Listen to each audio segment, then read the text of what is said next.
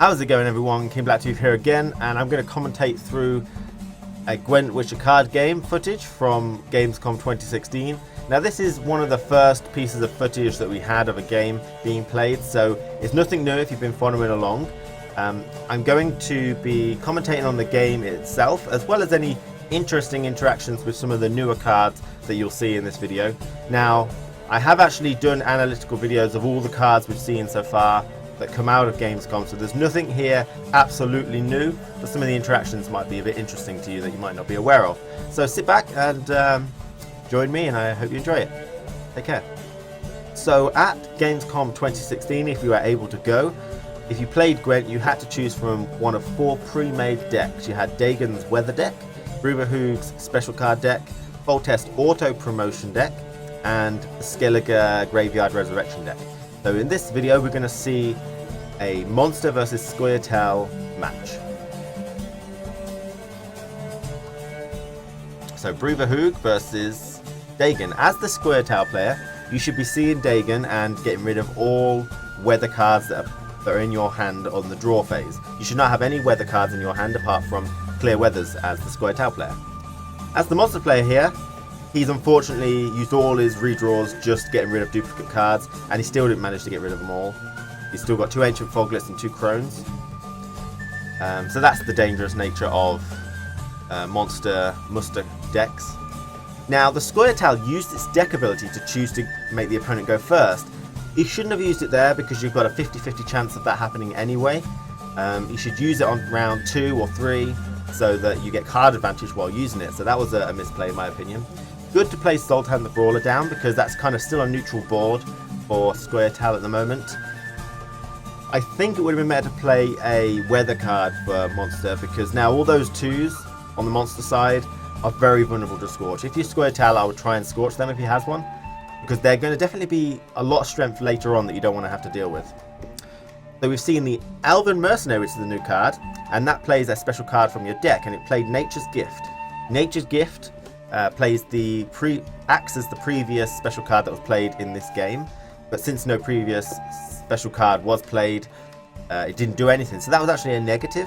I think he's got decoys in there as well, but he obviously didn't want Nature's Gift to come out. And if I'd have played that, or if they would have played that White Frost, Biting Frost the turn before, then the Nature's Gift would have just been another White Frost, so it wouldn't have made a difference. So it would have been better to play a White Frost a turn earlier and not have to risk that Scorch. They have Karen Smuggler, so they've got a very good combo potential coming up with Scoia'Tael. That's going to get +4 strength anytime a special card is played, and against Dagon's Weather deck, loads of special cards are going to be played. You should definitely put the Fog down. That will stop the Havkar and Smuggler getting +4 strength, because it will reduce it to 1 strength.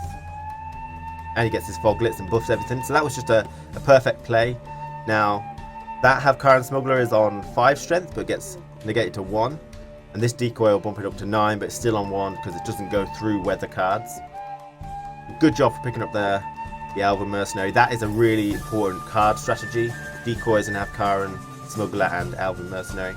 So the monster card's got quite high strength. Decided to pass because, you know, he's got a lot of strength, doesn't want to waste any more cards, doesn't want to commit. The Scoia'Tael probably found that quite difficult to beat if they didn't have a clear weather, so they chose to pass as well. I believe Scoia'Tael are going to get a lot more card advantage in this game, I'm guessing. So,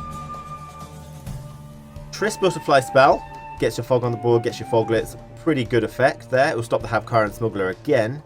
Now, the Triss Butterfly spell doesn't actually count as the previous special card played, because this Nature's Gift turns into the decoy, which was actually the last special card played. The Triss Butterfly spell just plays a Fog, it doesn't play the card, so it doesn't play an impenetrable Fog, it just adds Fog to the board. So that's a small nuance which is very important. And as you can see, he plays down his Havkar and Smuggler, decoyed it back up, and kind of just stalling. And that was such a good Scorch. Oh, that's very clever having that in your deck when, you know, this kind of situation goes on. So he's put down the Grave Hag, which is a bad choice. He can choose to banish any cards from his graveyard and get +2 strength for each of them, but he's being fogged, so that was a really bad choice in my opinion. He should have tried to save that for turn 3, I think. Okay. Again, he's put down the Elven Mercenary. Is he going to try and decoy it back up again, if possible? The Epidemic, what? That was just not a good choice. Again, he's decoying, so he's just stalling an awful lot. And, yeah. Obviously, the Elven Mercenary pulled out Scorch, which was bad. Yeah, just what the fuck's going on? Right, yeah, so these are all really bad plays. He shouldn't have played this Scorch. It wouldn't have mattered anyway. He's won a round. He should have saved it for next round. He's playing Elven Mercenary again. The last thing played was Scorch, so Nature's Gift is going to Scorch. Actually pretty beneficial, because your Scoia'Tael is only losing 2 strength, and the monsters are losing 4 and 4 and 4. So actually that was pretty good. The Scoia'Tael have so many cards here. The monster has absolutely none. So the Scoia'Tael deck has 5 card advantage over the monsters due to the Elven Mercenary decoy shenanigans that were going on. So they've used Bruverhoog, which can pull any character card out of your deck, and they're some of the most, strongest cards really for effect. And you can't see it, but he's pulled out Regus, and Regus is a 4 strength character card with Death Wish, transform into a 10 strength bat. So he functions very much the same way as the prize winning cow, in that the cow is 0 strength and spawns a 10 strength, and he is 4 strength and transforms into a 10 strength. Now, you may think that Regus is just a power creep on the cow, but it's not actually true, because as you just saw there, when he gets removed from the board, he transforms into the 10 strength bat. So if you decoy him up, he'll transform into the bat, and then you can't play Regus again. So Regus is a one-time Death Wish, whereas the cow will spawn the 10 strength fiend. So if you decoy up the cow, the fiend gets spawned, and then you can place the cow down again and pick it up again, and you spawn another one. So the cow is a repeated use, and Regus is a one-time use. Not only this, the cow is 0 strength, which is obviously less strength, but it protects from Epidemic, whereas Regus at 4 strength probably won't. So there are some advantages to both, I would say. I'd still say the cow is better, but it depends how you want to even up your strength, I suppose. So that was the first game. I'm actually going to end the video here, and we'll do the next game later on. So thanks for watching, and take care.